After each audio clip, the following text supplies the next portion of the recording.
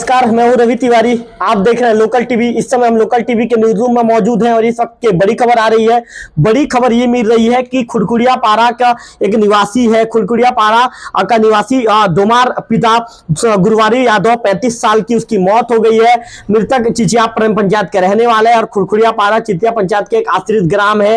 ये बताया जा रहा है, पुलिस से जो जानकारी मिली है, देवोक थाना के जो थाना प्रभारी हैं गौतम चंद गावड़े सर ने जैसा बताया है कि मृतक की लाश तालाब में मिली है, तालाब में डूबने से उसकी मौत हुई है। पुलिस इस तरह की जानकारी पुलिस के माध्यम से मिली है। थाना प्रभारी ने भी बताया है कि जैसे ही सूचना मिली मौके पर पहुंचकर जो कार्रवाई पंचनामे की कार्रवाई कर शव को पीएम के लिए देवभोग लाया जा रहा है, इस तरह की जानकारी मिल रही है। मैं आपको बता दूं कि देवभोग में पिछले 2 दिनों में तालाब में डूबने से 2 लोगों की मौत हो चुकी है। 2 तरह के मामले सामने आ चुके हैं। जो जानकारी अभी निकलकर सामने आ रही है, बताया जा रहा है कि जो मृतक डोमार यादव है, मृतक डोमार यादव कल से घर से निकल गया था। इस तरह की जानकारी निकलकर सामने आ रही है। जैसा कि पुलिस बता रही है कि कल से दिन भर से वो घर से निकल गया था। जब आज अभी तक वो जब घर नहीं पहुंचा तो कुछ ही देर पहले उनके जो परिजन थे, मृतक के परिजनों ने उसकी खोजबीन शुरू की। खोजबीन के दौरान तालाब में जो मृतक का शव था तालाब में देखा गया। इसके बाद मामले की सूचना पुलिस को दी गई।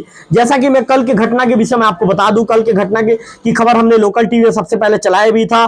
कल की घटना में जो भरत पिता कुप्तो निषाद जो दहीगांव का निवासी है और लगभग 25 साल का है भरत की भी मौत हो गई थी। पुलिस ने बताया था कि भरत को जो मिर्गी नामक बीमारी से भरत ग्रसित था और झीरी पानी में एक तालाब में जो करला बंदली तालाब, इस तरह के तालाब बताया जा रहा था। करला बंदली तालाब में, झीरी पानी के तालाब में जो मृतक अपने परिजनों के साथ जो मछली पालन का कार्य किया करता था और जो तालाब था, तालाब के साइड में मतलब ये कह सकते हैं कि तालाब के मेड़ में एक झोपड़ी बनाकर वहां पे रहते थे। जो भरत था, जिस तरह की जानकारी भरत निषाद जिसकी मौत हो चुकी है और हमने पिछले दिनों उसकी खबर भी दिखाया था। भरत एक दिन पहले ही घर से निकल गया था और जब देर रात तक वो घर नहीं लौटा था तो परिजनों को जो इसकी जानकारी जैसे ही परिजनों को लगी कि नहीं भरत घर नहीं लौटा है, उसके बाद फिर भरत को खोजने के परिजन निकल भी गए थे, लेकिन देर रात तक भी उसकी कोई जानकारी नहीं मिल पाई थी।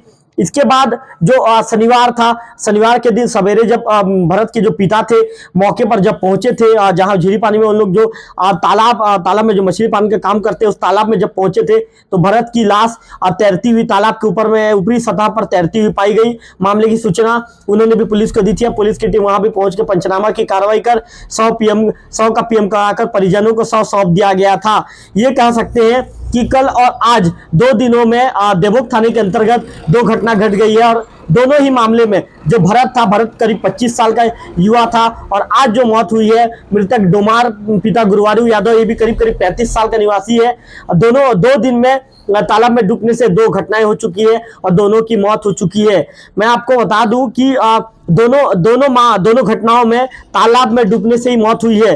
पहले मामले में जब भरत के मामले में पुलिस ने स्पष्ट कर दिया था कि भरत की मौत जो मिर्गी के चलते भरत की मौत हुई है, इस तरह की जानकारी क्लियर हो गई थी। लेकिन जो डोमार के मामले में भी लगभग तस्वीर पूरी तरह से साफ है कि भरत की भी डूबने से मौत हुई है।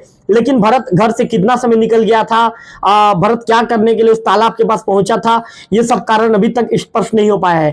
थाना प्रभारी ने बताया कि परिजनों से इस मामले में पूछताछ होगी, परिजनों का बयान दर्ज किया जाएगा। परिजनों से बयान दर्ज करने के बाद ही मामले की तस्वीर साफ होगी कि भरत वहां पर तालाब के पास कैसे पहुंचा था।